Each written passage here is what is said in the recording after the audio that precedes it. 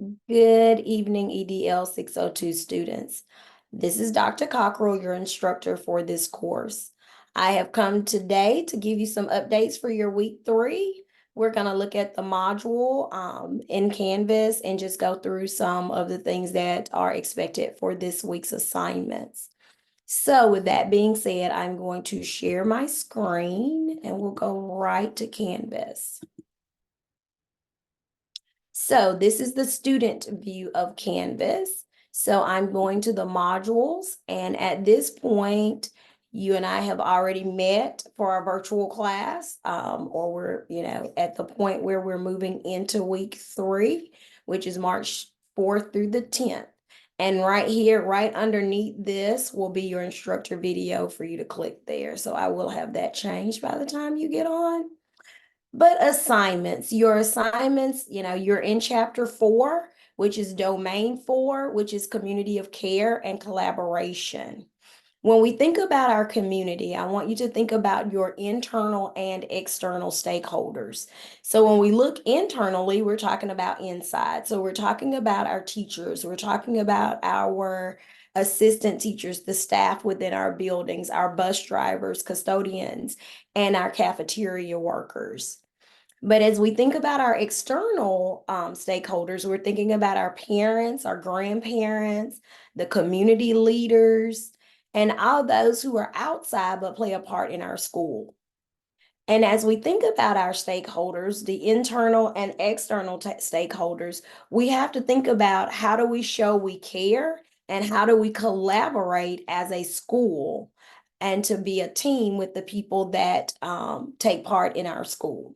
So that is going to be your domain 4 when we start thinking about community of care and collaboration. And you're going to read all about that in the book that you've purchased for this course, and that's your school leaders for results by Marzano and Carbo. So you will have read that for this week.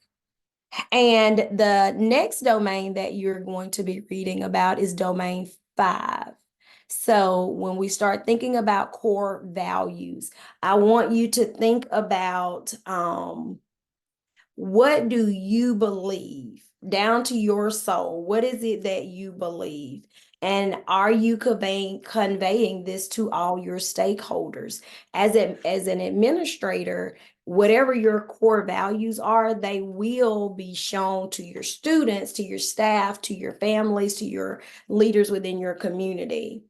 And you have to know, is the environment of your school, is it a climate and culture that is welcoming? My superintendent always tells us to practice radical hospitality.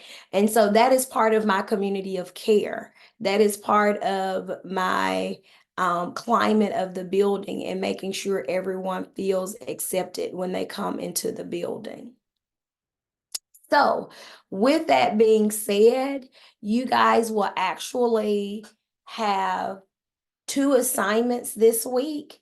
That's gonna make you focus in on the community of care and collaboration, as well as look at your core values. What is it that you believe? And that old phrase that people always say, do you walk the talk? Are you just saying what you're saying, or are you actually walking that out every day in your practice? So that's going to be what you look at as you look at your assignments this week. So there are 2 videos posted here in the module. One is the culture and climate video, and the other is a Ron Clark video from 2022. And many of you have probably already seen this Ron Clark video because it is shown a lot in professional developments. However, as you're watching these videos, the first one, the culture and climate video, is from the DeFores. They are very well known for their work on climate, culture, PLCs, and Marzano is also well known for culture and climate, which that's one of your authors of the book, and it will be referenced in the actual video. But he talks a lot about DeFore's work in your textbook, so you will hear that name again. And so the second assignment on Ron Clark is going to be it's very specific things that he'll talk about as it pertains to the different people within a school setting. So they're both very informative videos, and I think you will learn a little bit from each one. So let's get into the assignment. Dropbox for culture and climate. Let's look at that really quickly. So as we're looking at this assignment, it is due on March 10th. After viewing the video on culture and climate and reading the information in chapter 5 of your textbook, you're going to answer the question, how do core values create the climate or perception of the school? Now, when you write up this fabulous response, keep in mind you're not going to write a dissertation. You're going to write a 1 to 1.5 page just explaining the difference in culture and climate and how the core values create the climate or perception of the school. And you're going to get that information from the video as well as your textbook for this course. Now, I want to focus in on this breakdown. Paragraph 1, you're talking about the culture. The paragraph clearly defines and explains what culture is in the school setting. Paragraph 2, you're going to talk about the climate, and it's going to clearly define and explain what climate is in a school setting. And you're going to finish with paragraph 3, which explains the significance of how core values impact and create the climate or perception of the school climate, school culture. Okay, so those are your 3 paragraphs. And again, I don't want a big dissertation on it. I want you to clearly define it and give examples in each of those paragraphs. Now, I would like to pay close attention to this rubric, but not before I say this again. A cover page and a reference page has to be attached to this assignment. Cover page starts it, reference page ends it. And your reference page is a separate sheet. You don't skip a few lines and then start the reference page. It should be on another sheet, a clean sheet of paper, as we would say if we were teaching kids. But, go scroll down till you get to the next page and start your reference page. So this other part here, making sure that we are using in-text citation that follow the APA format. This is not your writing. You are paraphrasing what you have learned in chapter 5. You're paraphrasing what you've gleaned from the video. So you have to use in-text citations in order to give credit to the authors. Now, with that being said, you do have to, do a reference for the video. And there's access here. There's a link that you can access for Purdue OWL, and it will help you create the video reference, okay? So just making sure we do those things. Now, I want to spend a second here, like a minute or two, talking about this rubric, because I do follow this rubric as I'm grading. And if it says in paragraph 1 that you're supposed to clearly explain culture, if you do it, you get 15 points. If you don't, those points are narrowed down, okay? And same for the next one as well as the next paragraph. And when we start talking about grammar and sentence structure and spelling, this is a graduate class, guys. Grammarly is your friend. It has a free subscription to it where it will literally just check your grammar and mechanics for you.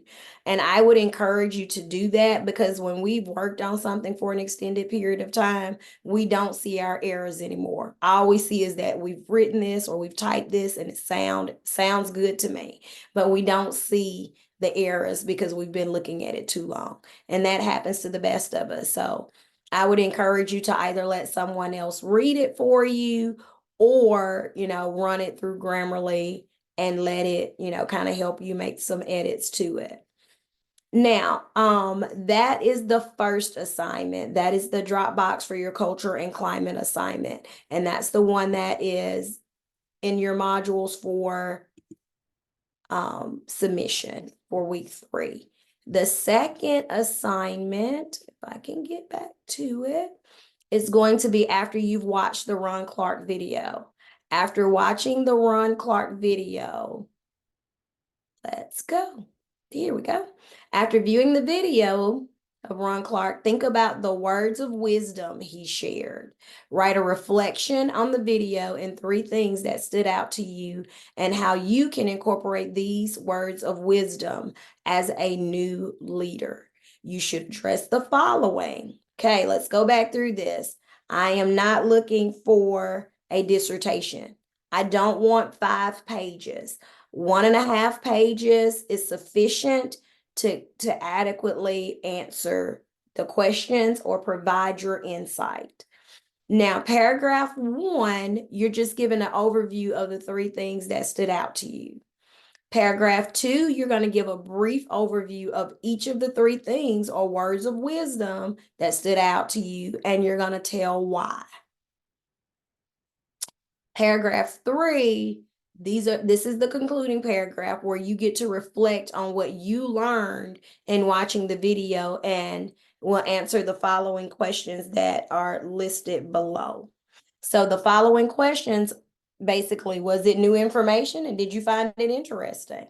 And then number 2, how will this information help prepare you as a future leader? Now, I want to spend a minute talking about these paragraphs and the use of the word reflection. You are going to reflect on this video. However, when we're writing in paragraph 1 and paragraph 2, we're not going to use those pronouns I, me, my, all of those. We're going to use, I've said this before, we're going to be in the 3rd person as we're writing these things and not in the 1st person until we get to paragraph 3. In paragraph 3, you can say, this was not new information to me. I have watched many of Ron Clark's videos. Some of you may have been to the Ron Clark Academy. Then you would get to the place where you speak from an I, because that is you telling me about it from that stance and giving a personal reflection.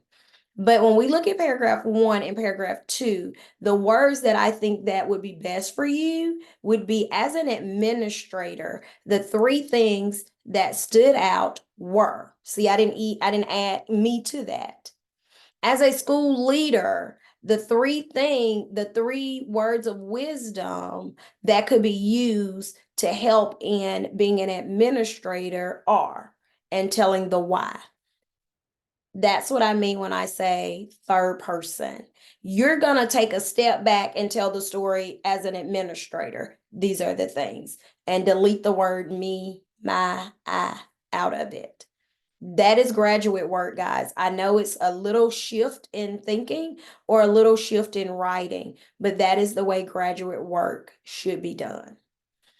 All right, so I've said all of those things, and I've talked about that your reflection should be 1 page or no more than 1.5 pages. Writing professionally using correct grammar and sentence structure, and also following APA format, which means you are going to use in-text citations and a reference page for your video, because this information is coming from the video, but you can also use the information from your textbook to go along with it if you would like, and then you would have both of those cited on your reference page. Now, let's talk about this video for just a second, because I have graded a lot of these as I've taught this class, and most people want to say the author of the video is Ron Clark. He is not. So pay attention to who put the video out there as you look through this. And I encourage you to use the Purdue OWL to cite your video. It will be very helpful to you. Now, use the rubric to avoid losing points, because again, I'm going to repeat this again. I do use the rubric when I am grading your work. And so in order to get 10 points for your introductory paragraph, you have to provide a clear and thorough overview of the 3 things that stood out to you. And then in paragraph 2, you're going to give more information about that, as well as when you get to paragraph 3 and you start giving your reflection. And again, once you get to your reflection, you can switch to 1st person. That is your information that you are sharing. Now, that is your 2 assignments for this week. For week 3. This course does move pretty swiftly in the 10 weeks that we are in it. And we do have a spring break coming up, and you don't have any assignments the week of March 11th through the 15th because that is our spring break week. I need you to just know that as you're completing assignments, I will get them graded, and we will I will get things back to you as quickly as possible. I do grade in the margins. So if you're wondering why did I get points removed, taken off for this, if you move around in your document, you will see my comments pulled over to the side because I grade within Canvas. Just make sure you're referencing and using your in-text citations. That is going to be the big thing for you, is that we're giving credit to the authors, and that we're leaving a reference page. And then I will also say to you guys, from my past experiences of teaching this course, watch for grammar. As I tell the kiddos in my building, don't type as you talk. Writing is a little bit different from how we talk. Now, the last thing I'm going to talk to you about is Google. As you're completing these assignments, please do not just Google this information. Your information should come from Marzano and Carbo. It should come from your textbook. If you have not gotten a textbook, I would tell you, you are not going to be successful in this course without a textbook. Because if I read it and I don't feel like it came from this textbook, I am going to reference back to my book. And as you can see, it's tabbed up and it's highlighted and it's ready because I've taught this class for a couple of trimesters. And I'm going to go back and check your information. I'm going to fact check your information. And if it is not your information, or if it did not come from this textbook, I will grade it as such. I like for you to know that. Let's see. Those are the big things that I wanted to share for this week's assignment. If you have any questions or any concerns as we're going through, I encourage you to send me an email, or you can send me a Canvas inbox. I do check my emails periodically during the day, but most of you are aware we are in the testing season at my school, like at many of yours. And some days I don't get back to my desk. Some days I don't even open my computer until about 4 o'clock in the afternoon. If I don't respond to you within that 24-hour window, it does not hurt my feelings if you email me again.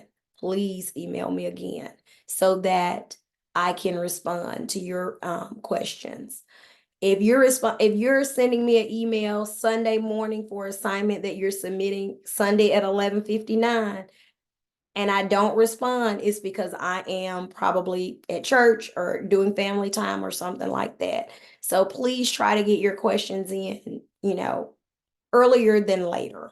But I do check my emails and different things on Sunday because I know there are always a last minute question that here or there that I need to respond to. So with all of that being said, EDU students, please enjoy your week. If you have any questions, comments, or concerns, please don't hesitate to send me an email or an inbox. Have a great rest of your day. Bye-bye.